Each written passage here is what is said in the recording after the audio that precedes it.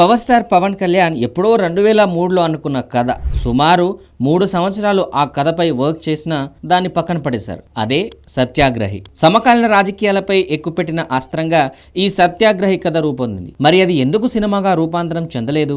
Opening జరుపుకొని మరి ఎందుకు ఆగిపోయింది అనంటే, పవన్ కళ్యాణ్కి చిన్నప్పటి నుంచే సామాజిక స్పృహ ఎక్కువ. రోజు పేపర్లో అన్యాయాలు అక్రమాల గురించి చదివి చలించిపోయేవాడు. కానీ తనేం చేయలేని పరిస్థితి. అయితే సినిమా రూపంలో ఇలాంటి వాటికి పరిష్కారం చూపాలని నిర్ణయించుకొని జానీ మూవీ తర్వాత సత్యాగ్రహి కథని తనే స్వయంగా తయారు చేసుకున్నారు. అందులో రాజకీయ వ్యవస్థపై, సమాజంలో జరుగుతున్న అన్యాయాలపై పోరాడే ఒక స్టూడెంట్ లీడర్ పాత్రని క్రియేట్ చేశాడు. డైరెక్షన్ కూడా తనే. స్క్రిప్ట్ వర్క్ చాలా కాలం జరిగింది. అప్పుడే సినిమా నిర్మాతగా మారిన దిల్ రాజు ఈ మూవీకి ప్రొడ్యూసర్. తర్వాత పవన్ మార్కెట్ ని, సినిమా బడ్జెట్ ని తట్టుకోలేక ఆయన నిర్మాతగా తప్పుకున్నాడు. దాంతో ఈ ప్రాజెక్ట్ ఏఎం రత్నం చేతిలో పడింది. 2006 మార్చి 25 సత్యాగ్రహి టైటిల్ తో రాష్ట్ర వ్యాప్తంగా పోస్టర్స్ కూడా వేశారు. మ్యూజిక్ డైరెక్టర్ గా ఏఆర్ రెహమాన్ ని తీసుకున్నారు. తెలుగు, హిందీ భాషల్లో సినిమా తీస్తున్నామని నిర్మాత అఫీషియల్ గా అనౌన్స్ చేశాడు. ఓపెనింగ్ కూడా చాలా గ్రాండ్ గా జరిగింది. ఓపెనింగ్ కి దాసరి నారాయణరావు గారు చీఫ్ గెస్ట్ గా వచ్చారు. విక్టరీ వెంకటేష్, అల్లు అర్జున్లు కూడా వచ్చారు. ఆ మూవీ ఓపెనింగ్ ఫంక్షన్ లో అసలు తను ఈ మూవీ ఎందుకు చేయాలనుకుంటున్నాడో అందరికీ వివరించారు పవన్ కళ్యాణ్.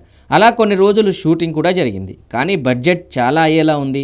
నిర్మాతను రిస్క్ లో పెట్టడం లేక ఆ మూవీని పవన్ కళ్యాణ్ పక్కన పెట్టారు. మళ్ళీ 2013, 2017 కాలంలో సత్యాగ్రహి కథని తెర మీదకి తీసుకురావాలి అనుకున్నా ఆయన పూర్తి స్థాయి రాజకీయాల్లో ఉండడంతో అది ఒక జరగని పనిగా మిగిలిపోయింది. కానీ అప్పట్లోనే యూత్ ఐకాన్ అనిపించుకున్న పవర్ స్టార్ నిజంగా సత్యాగ్రహిలో స్టూడెంట్ లీడర్ పాత్ర చేసుంటే ఆ క్రేజ్ ఏ రేంజ్లో ఉండేదో కదా.